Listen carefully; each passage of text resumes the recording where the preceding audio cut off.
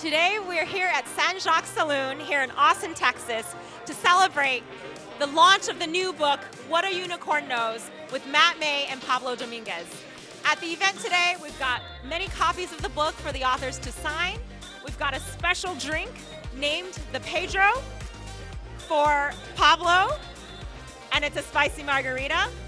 And we've got 75 tech execs here to join a great event hearing Pablo and Matt share the latest and greatest in innovation, in growing companies, and of course, how do you scale a unicorn?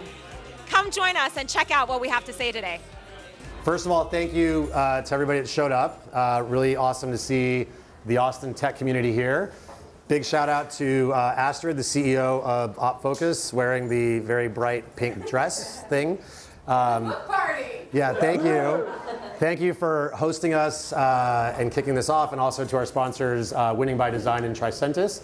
Really appreciate it. So Matt and I are this is our first time doing this, so we are not gonna read from the book. This is gonna be a short, interactive, 20, 30 minutes. We wanna share a little bit about why we did this, some of the elements in the book, and you all are welcome to interrupt at any time, ask questions, and yeah, we'll get started. Yeah, and we will not test you on anything that we say. But let's start. There is the title of this book that has a rather interesting word in it, unicorn. Means different things to different people. I think most of us know that a unicorn from folklore is, the magical winged, horned horse. But let's just start. Who knows what it means in the business world? Definition of a unicorn. Anyone happen to know? Was it? $1 billion. $1 billion what? Valuation. Okay.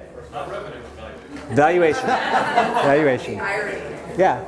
And that's pretty much it. So nearly 10 years ago, a young lady by the name of Eileen Lee at, interestingly enough, Cowboy Ventures, coined the term unicorn to mean a US-based software company valued by either private or public investors at $1 billion or more. So fast forward to now, unicorns are alive and well. At the time, there were 30 or 40 in existence. Now we're approaching 2,000. But 2021 aside, it's still a pretty elite Yeah, group. so if you don't include 2021 and 2022, which were hyper investment years, on average, there were about 150 unicorns minted, right? So if you're a unicorn, it is a very elite class to be in.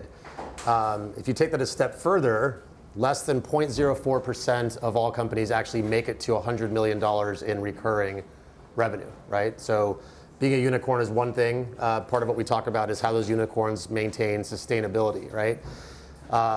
Less than 0.01% of all companies that are startups actually make it to the public markets, right? So for those of you that have already experienced that, congratulations, you are in a very, very elite class. So part of the concepts in the book talk about what some of the best unicorns have done, right, from start to finish, and how they've maintained that sustainable growth through some of those lean principles. So, yeah, the central question is sort of why do some make the leap and others don't? What's the magic elixir, if there is one?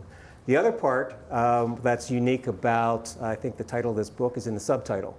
And while you don't have the book in front of you, there's a word in there, and the word is lean. So the subtitle is how leading entrepreneurs use lean principles to drive sustainable growth. Anyone here have a working definition of what lean means in the business context? Efficient. Efficient. Okay. We can do a little word association. So I say lean, you say efficient. I say lean, you say Agile. agile.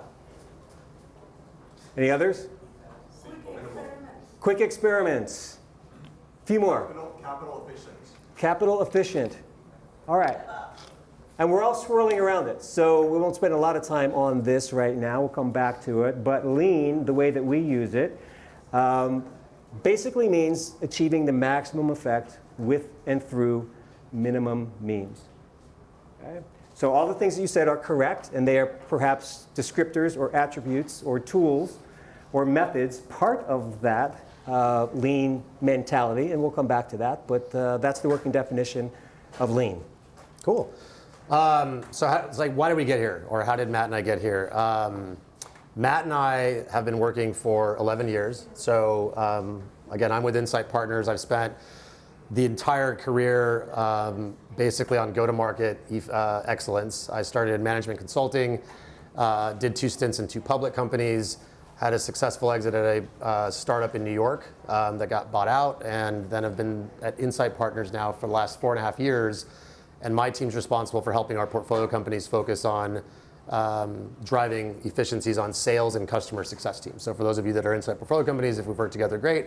If not, look forward to hopefully working with you guys in the near future. And then Matt, your background is a little bit more illustrious.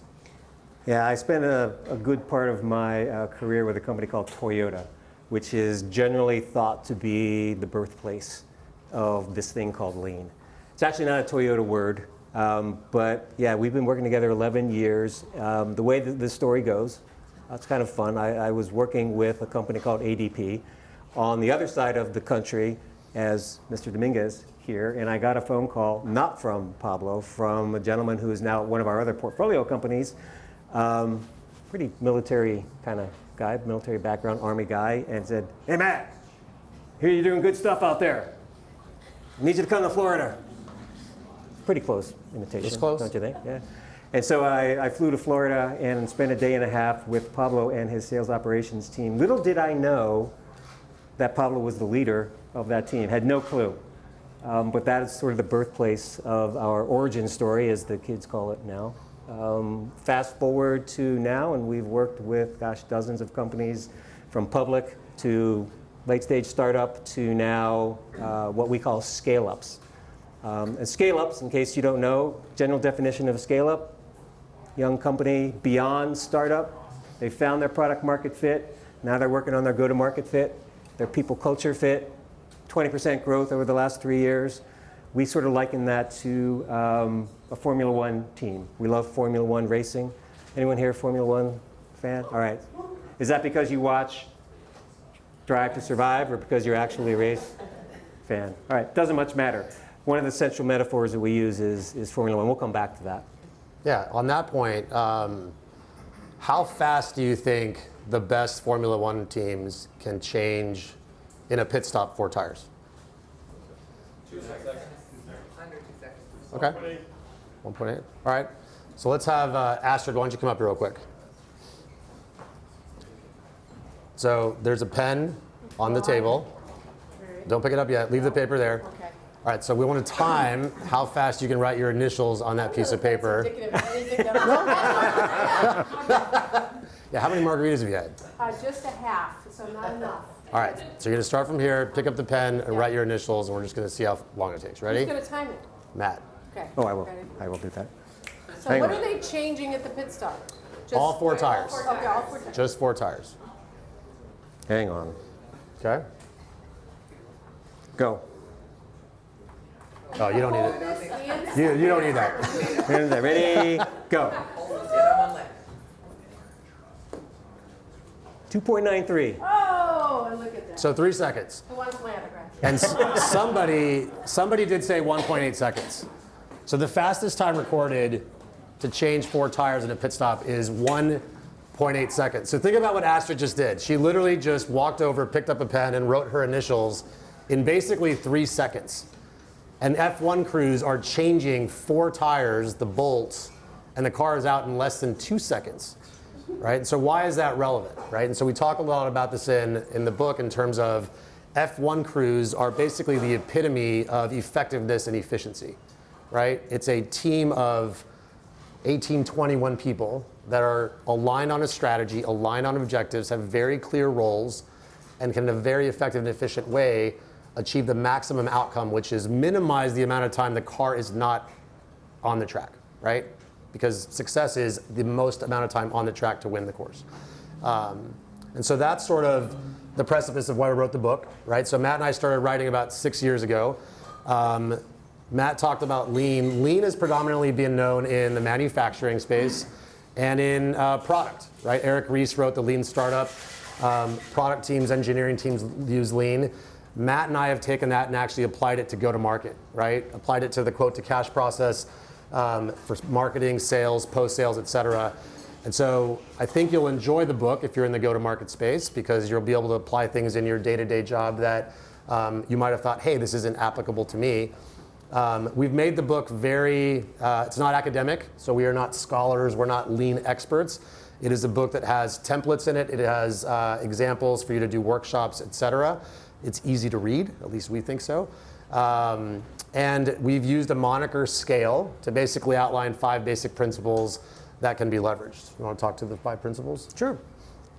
First one, the S in the S.C.A.L.E acronym is strategic speed, which tries to answer the question of, are you able as a company to make decisive strategic moves quickly? Okay. The second one is constant experimentation. Do you have experimentation built into your company culture as a de facto way of doing business?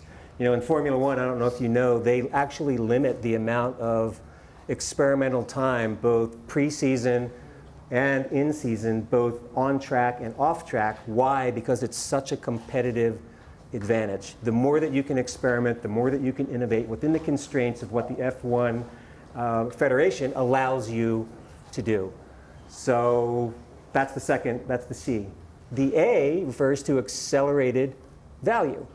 Are you able to close the gap between what you promise a customer and what you actually deliver? And Pablo talked about value in terms of a pit stop. If you think about a pit stop, it's really not value-added work.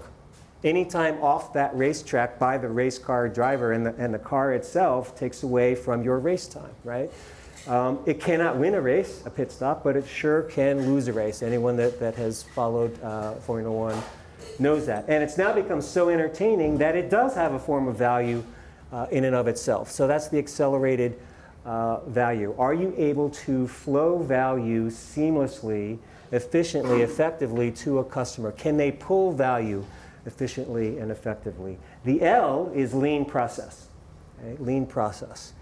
Lean, in case you don't know, I know some of you know of it and have certain connotations and associations in your mind about what it is. I'm not sure that you know exactly where or how it was born.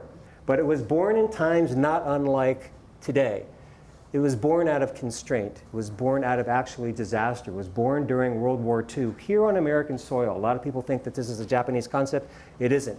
It's how we converted our factories during World War II to the war effort in what was eventually the precursor to what we all heard about in the first part of COVID, which was the Defense Production Act. We had to convert all our factories. And continuous improvement was at the core of what lean was all about. And this really is all about your work streams, your flow. Are they not redundant? Are you able to make that pit stop kind of workflow in your handoffs between different functions in your organization? And to bring, those are kind of 4 operating principles rather. The 5th, the E, is more of an organizational and leadership principle, and it stands for esprit de corps. I'm going to turn that back to Pablo to talk a little bit about esprit de corps. Yeah, like the other elements, and we all, like you hear everybody talk about like people are the strongest asset in the company, right? And so esprit de corps is all about, you know, the military, the paramilitary teams have a saying, mission first, people always. My grandfather fought in World War II, landed in Normandy, fought in Europe, and came back, lived to be like 86, so we got to hear all about it. And he would talk about the mission first, people always sort of aspect. And for those of you that are running companies, right, regardless of how efficient you can be in your strategy or driving accelerated value, without having unification at the leadership level from the CEO to the executive team to the people, the company really is not going to operate effectively, right? You can have the most sound strategy, but if you don't have leaders to enforce it, you're going to struggle, right? So that's why that's our 5th element that's sort of binding the others. And we have one example that we want to share with one of our portcos, and it's public. Nick Mehta, who's the CEO of Gainsight, we worked with them 2.5 years ago, and they were struggling because their implementation times for their product were anywhere from 4 to 6 months to get customers up and running. And this is not enterprise customers, these are SMB mid-market customers, right? And so if you're a small customer and you're spending money on something, you want stuff, you know, operating very quickly. Nick worked with us to basically do a lean exercise, and after working with his team, we reduced the time to value, so the time to implementation, from about 4 to 6 months to 40 days, right? So if you think about the impact that has on recognizing revenue, but more importantly, customers being happy with using a solution, and as we all know in SaaS, recurring revenue and NRR is king and queen, customer buying stuff and being happy will buy more stuff, whether it's new products or additional licenses, et cetera, on the existing product. That was a huge impact to them to actually get to $1 billion and also $100 million in ARR, which they have now exceeded. So they did that not only because of applying the lean process principles, but because Nick and his leadership team really espoused the esprit de corps, right? Very clear OKRs and objectives down from the CEO to every business unit to every functional team, and they're actually one of our unicorns in terms of how to run a company effectively from a leadership perspective. So just wanted to share that as an example of real life, some of the impact that we've been able to have with people. So hopefully that gave you a little sense of what's in the book, some of the elements. Again, it's very practical. Each chapter ties to the 5 pieces we talked to. There are templates in there that you can use. For those of you that are part of the Insight portfolio, you're always welcome to reach out to get additional details from Matt and I. If you are not, you're also welcome to reach out and we can help you determine how to actually leverage some of the principles. But open it up to Q&A in case anybody has any questions or comments. Oh, one more thing, because a couple people came up to me. The drink that's called the Pedro, a couple people said like, hey, it'd be nice if it was the Pablo, why is it the Pedro? So it's actually an inside joke because my name is Pablo and I live in the Northeast. The number of times that I get emails from people saying, hey, Pedro, thanks so much, is like, I don't know, 20% of the time, so that's why we called it the Pedro. The other funny thing is when I was interviewing at Insight, clearly I got the job, but there were 2 finalists. The other guy's name was Pedro.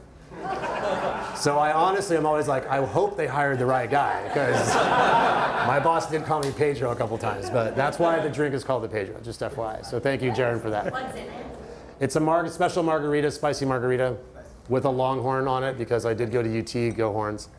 So, yeah. I'm representing as well. Right? We went out to the UT ball field last night to pick these up, so went in Austin. A little bit more meat on the bones of the Gainsight story. So how did they actually do it? I won't get too far into the weeds on the actual process, but basically the way that we operate most of our engagements are through workshops. So we gathered together 4 teams around a specific challenge. They wanted to take 66% out of their implementation time. They wanted to cut their sales cycle in half. We had 2 sales teams. We had 2 post-sales teams. We spent a day teaching them about Lean through an interactive physical simulation. That was part of what I learned at Toyota, where we actually built cars 2 different ways in that simulation, real moving cars. We did it sort of the natural, intuitive, fraught with waste sort of way. And then we did it the Toyota way, and they saw that there was a 4 to 5 X improvement if we think about things differently at high leverage points. We then spent a day, all 4 teams working in smaller teams against that challenge. And the 2 implementation teams, one had their internal implementation team, right, that didn't use an outside partner. So a lot of you in the SaaS world have channel partners that help with the professional services and the implementation. And the other team had the partner involved. So we brought the partner in, and through working through the framework of lean continuous improvement, by the end of the day, they emerged, all teams emerged with what we call an MVP, minimally viable process or product that could then be tested. They took those and they were sanctioned by Nick and his chief customer officer. They were sanctioned for experimentation, make it super easy, no capital expense, no additional headcount. This isn't, hey, bring a fancy tech system in here. This is do better with less. The team is the implementation team, so it's not a handoff, it's not an internal recommendation. You come up with a solution, you test it out. They tested iteratively over the course of the year. It turned out that by the end of the year, not only did they drop their implementation time from that 16 weeks down to about 4 or 5, but it became the precursor to what is now an actual product called Gainsight Essentials, which you can essentially get up and running on Gainsight, which is a customer success platform, within a month. So what started out as a process improvement became an actual product. Yeah, so the question was, valuations have obviously changed from 21 and 22. Yeah, so Yeah, so I would say the book is applicable, and again, Matt talked about this before, right? That the best companies are operating effectively regardless of whether it's a boom or a bust environment, right? I was talking to a couple of leaders before. The book is actually very perfectly applicable today because we're in such, I mean, we don't know what the recession is like, right? But there's definitely economic headwinds that people are facing. There are resource constraints. A lot of companies have had to reduce, et cetera. So it's even more applicable, one, to get your strategy right and prioritize, right? Companies that were potentially rolling out multiple products, going into new markets, have to now make tough choices, right? Because you only have finite resources. You cannot do everything because also capital is constrained, right? And so applying the principles to really be laser focused on your strategy, to experiment before going full on something, to minimize risk, and then also optimizing your processes, right? Because you're not going to add headcount. You're probably not going to be able to expend on software like you used to. So yeah, I think the book actually is very applicable today, but we would say you should be leveraging these principles all the time to gain a competitive advantage. Yeah, we were lucky enough to spend some time with wonderful leaders, Reshma Saljani. I don't know if you guys are familiar with her. She's the CEO and co-founder of Girls Who Code, and most recently the Marshall Plan for Moms. And she actually provides the afterword for the book in her voice, and her final sentence to us, we think was, at the time, because it was 18 months ago that we talked to her, was not only sort of eerily prescient, but uncannily applicable to the current environment. And it goes something like this: always operate from a sense of deficit. Always operate from a sense of deficit. It will speed your decision making, and in the end, it will keep you growing. So the question was, how do you get your management team and also investors to drive change and listen to you, since that is not an easy thing to do, regardless. I think we have a couple of portcos that have actually done some of these exercises with us. We've done this, I don't know, over 50 times in the last 10 years. I would say the executive teams, when you go to them with, here is a solution that was developed by teams of the company, right? This is not Matt and Pablo saying, hey, here's what we think you guys should do. So it's your teams developing it cross-functionally, and we want to test it, right? So it's not, we're not asking for $1 million, et cetera. I think that's the benefit, is there is no cost here to how these programs are deployed, right? You're basically saying, we have a solution, we think we're going to optimize, and we want to test it either with the SMB team first, maybe with the UK team, and if it works, then we want to go company-wide, right? So I think the executives and the board will have more of an appetite to test something that has minimal risk versus going broader. But also, I think Matt's done a good job when he does these things to show quantifiable ROI, right? If you do, for example, going back to Gainsight, right, a 66% improvement in time to value. Like, you can't argue with that once the MVP is done that you don't want to implement that. You'd be an idiot not to implement that, right? Sorry if you're an idiot, but so I'd say that's a good example of like how you could potentially do it. It doesn't mean change management is not hard, but. So the question is, what's the one thing that is actually needed to make this happen effectively? I would say, honestly, leadership. Goes back to esprit de corps. The engagements we've done where there was not strong leadership and buy-in and people that understood that, yes, we want to drive something forward, did not have the results of those where leaders were aligned and bought in the beginning with, we have an issue, we need to solve it, there's a pain point, we're going to leverage this to solve it.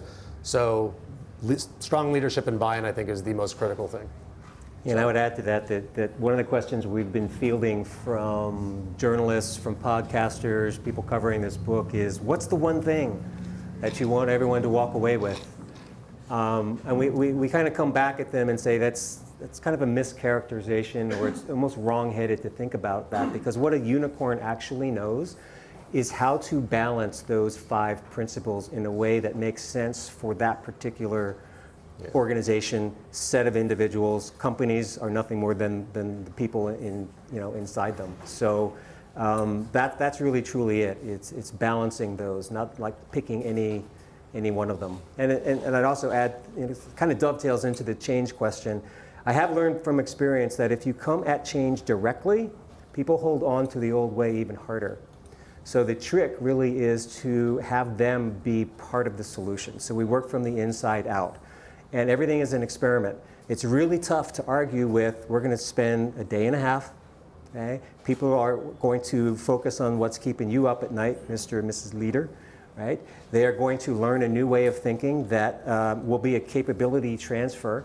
They'll be able to rinse and repeat this, right? You're not going to need a Matt and Pablo to come in every single time. You will spend no money. You will have no additional headcount, and you will dramatically, in a measurable way, prove this out in a matter of hopefully days, potentially weeks. Would you say yes to that? Pretty much everyone says yes to that, and then it's on us to make sure that that promise is delivered, and by and large it is. So sort of what Pablo said there. Once you see it, feel it, experience it, you kind of want more of it. People always say to us, hey, can you do this for the entire company? No. We're going to start with one team. We're going to make sure that there's no allergic reaction, that it's organic in terms of the change, because what happens is, ever done home improvement, you change one room in your house, what does it do to the rest of your house?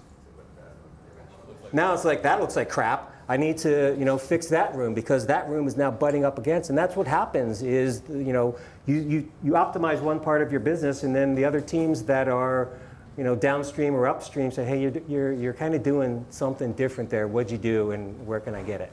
I did spend a good amount of time with this company called Toyota. Interestingly enough, since 1950, Toyota, which is still the world's most successful car company, they're worth more than the next four, companies together. They have never, since 1950, had, a reduction in force like you're seeing across even the Amazons and the Salesforces, the big companies of the world. Why is that? Because the notion of that degrowth or just having the right size in the first place, right, has never left them. They rose from the rubble of World War II. They learned continuous improvement. It never left them, all right? And so that's part of the challenge.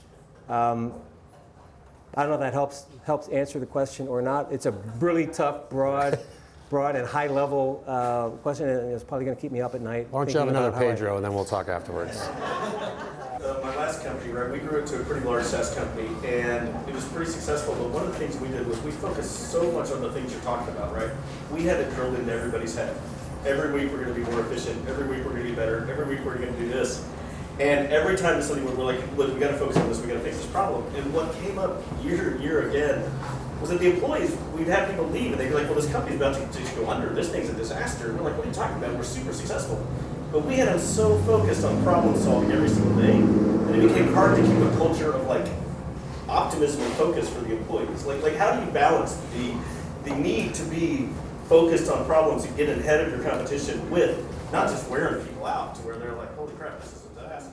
The answer to the question is in the question itself, which is balance, which comes back on the leadership concept, where that strong leadership that's able to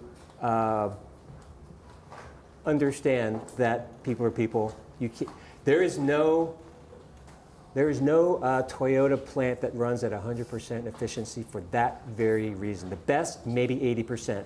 If you burn people out at 100, 110%, they're going to leave, right? And that's not what you want. So that notion of balancing is one that comes back on the leader.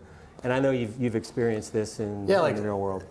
Everything in moderation, right? I think at least the way that I've run my teams, because we have a process of continuous improvement as well. I don't demand teams to become X amount effective or efficient every quarter, every week, right? We build a culture of effectiveness and efficiency, and people choose to do it when they see inefficiencies in a process, in a system, et cetera. So it's not like there's targets that say like improve X% week over week, quarter over quarter. And I think that sort of creates the mentality that people will naturally want to improve, right? Versus burning out. So I think you just got to be careful. Otherwise, I would be burned out if someone was like, hey, constantly improve. Because also improvement for the sake of improvement is not necessarily lean, right? Like sometimes there is no need to improve, right? The process is good enough. So it's a balance. So one of the ways that we've done it is we work cross-functionally, right? Because you're right. When we bring teams together, it is actually fascinating. Like what I find most fascinating is people only know their issue in their silo, right? And until when we map out the process from like lead to cash, and people go, oh, wait, after I'm done with my piece, here's what Sally's doing, and then Sally's like, wait, you didn't need that from me? Like, why are we even doing this, right? Well, I don't know, when I got hired, somebody said this was the process, right? And so I think when you bring people together, and we always tell people after we do our sessions, like, this isn't a one and done. You as a company, as a culture, have to continue this.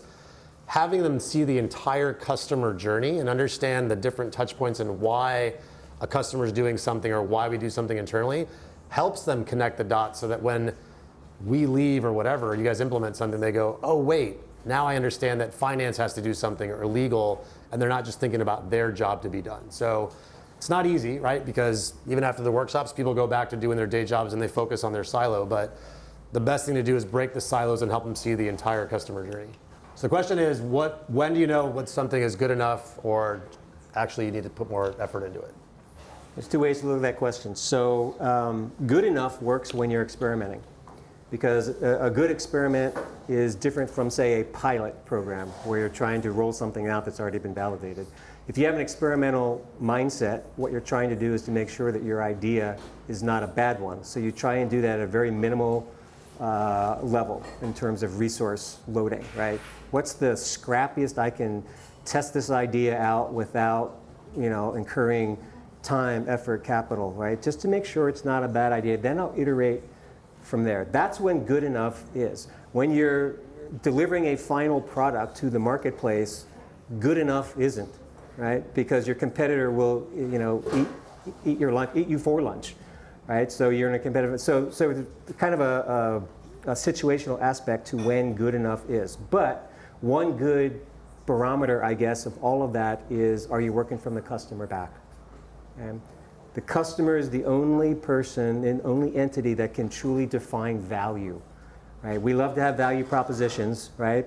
Oftentimes they're far removed from what the customer's actually buying, which is a solution to get a job to be done that they're trying to complete, right? Irrespective of what we're selling them. So what's fun is to see the light bulbs go off in people's minds when they discover that, well, gosh, what we are marketing and selling is somewhat different than what the customer's actually trying to get done. This goes back 100 years to an old ad that ran something like, last year 1 million men bought a 1/4 bit drill. Not a single one of them wanted to buy a 1/4 bit drill. They wanted a 1/4 inch hole, right? That's many cliches around that. Start with a customer, understand what the job is to be done, what's the desired business outcome, then work backwards, remove anything that gets in the way of delivering free-flowing value to them. Toyota does it, Amazon does it. They even wrote a book called Working Backwards, right? And they adopted that mentality. So that's sort of the way to think about it. Is it time for Pedro? I think it's time for more drinks. So thank you all very much. Jaren, marketing in the back with her hands up. Thank you for all this. Astrid, thank you so much for hosting us. And we'll be around to continue discussions and talk and sign books, whatever, answer tough questions. Thank you all very much. Thank you.